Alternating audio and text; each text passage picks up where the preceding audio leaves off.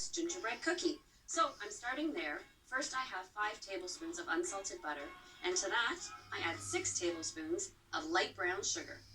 Just like those almond butter cookies, I just use a traditional cookie technique, even though this recipe is flourless. No wheat flour involved. Here we go. My butter and sugar is nicely creamed. So now I can add my 2 tablespoons of molasses. And this is fancy molasses, the lighter style that's good for gingerbread cookies. And I add a single egg yolk. Now for the dry ingredients, again, I have to work with different ingredients in place of wheat flour. In this case, what works well is a combination of brown rice flour and tapioca starch together.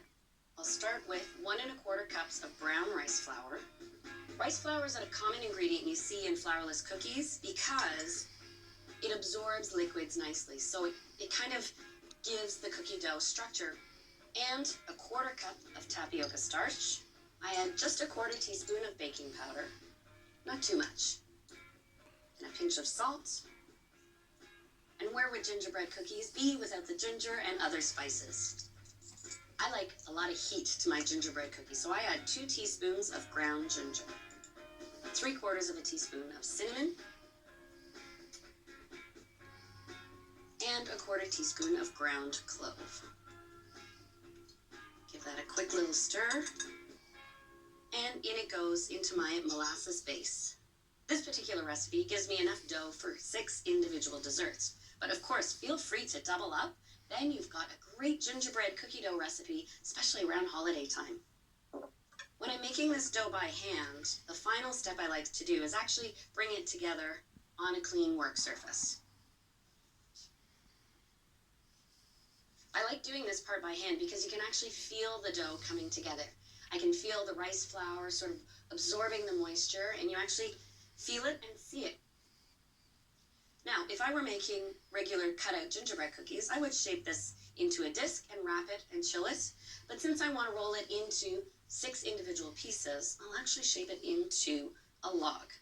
Now it's time to chill it. And unlike a traditional cookie made with wheat flour, it's not to relax the glutens, the proteins in the flour, because there are no glutens in this recipe, but it is to set the butter. That way, it's easy to roll. What I do find ideal, though, is to pull the dough from the fridge about half an hour before you want to roll it, just to let it soften up a little bit. I've got that here, and when it comes to rolling the dough, well, you don't want to use wheat flour, so I use the same combination that I used in the cookie dough itself, a mix of rice flour and tapioca starch. You don't have to measure it. Just mix a little of both in the bowl. And I'll cut this into 6 pieces. Set those aside. And I have my tray ready with 6 ramekins that I've greased lightly and put on to a baking tray. All right, a little dusting of the rice flour mix. And then I do soften the dough a little bit, just to make it easier to handle. Just roll it out. Just like regular cookie dough, you may find this flourless version does crack in spots here and there, but you just roll with it, right? You patch it back together. But you can see it does hold together rather nicely. I have a 4.5-inch cookie cutter, and let me cut a circle out. And then this I gently set into my ramekin and press it in so it just comes up the side. Just pinch it into place. That baking powder in the recipe, as it bakes, will expand and fill in any gaps. There we go. And I'll just keep rolling along.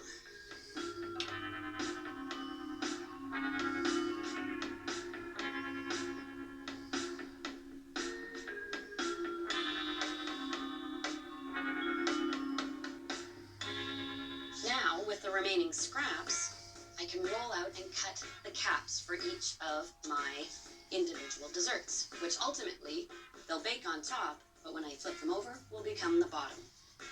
For this, I use a cutter that's the same size as the diameter of the ramekin.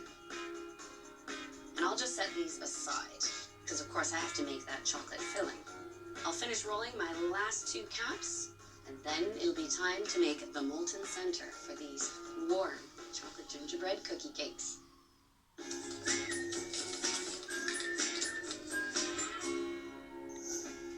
I adore the combination of ginger and chocolate. I love the way the intensity of the chocolate plays against the heat of the ginger, and that is what is at the heart of my warm chocolate gingerbread cookie cakes.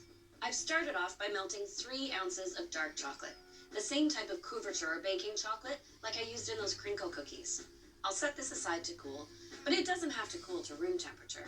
And now I'll work on the base for this melted filling. I've got 4 egg yolks here, and I'll add 1/4 cup of sugar. And for the filling, I'm going to add fresh ginger, just for that extra sparkle, about 2 teaspoons.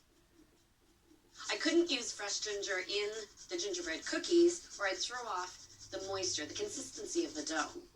But here, I want that fresh ginger heat. Just a touch of vanilla. And I just give this a light whisk by hand. There we go. I can tell the sugar has mostly dissolved. So now I can add my melted chocolate. This filling melts beautifully, but it's also light and airy, almost like a mousse, except warm. To add more chocolate intensity, I'll add 1/4 cup of cocoa powder.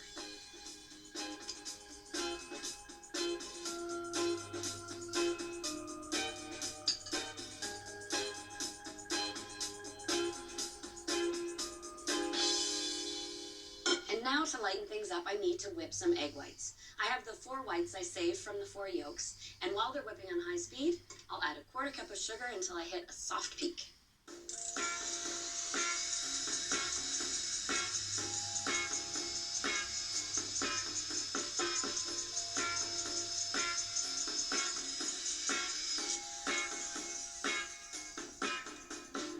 There we go.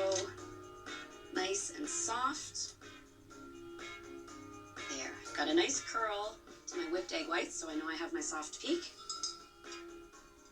And I want to fold this in 2 additions. The first lightens the base, and you can expect your egg whites to deflate when you're folding it in. The second addition, that's when it really lightens up. And just a reminder, because I made the cookies flourless, I'm keeping the filling flourless too. There we go. Look at how light and fluffy that is. Now I'll scoop this into my ramekins. You could pour it if you wanted to, almost to the top.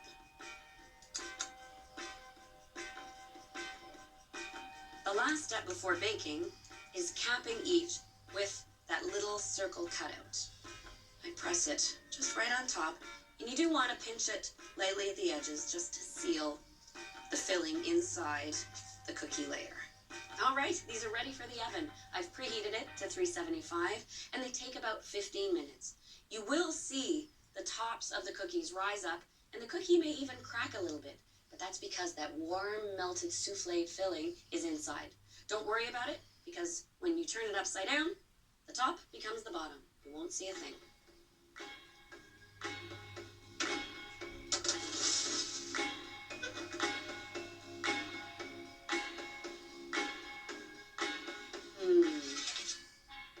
These look and smell fantastic. I've got this lovely combination of gingerbread spices paired with melted chocolate at the same time. I just love that combination. Now, here's an important tip. We've learned when it comes to baking flourless cookies, they're very fragile right from the oven. So make sure you let these sit for about 2 to 3 minutes before you turn them out onto the plate. But don't worry, it won't compromise that soft chocolate center. To get it ready to serve, I just loosen it ever so slightly around the outside edges with a palette knife. Have your dessert dishes on hand, plate on, and invert it. You could add a little caramel sauce if you wanted to, but I don't think it needs it because once you cut into it, look at that warm, fluid, soft chocolate center.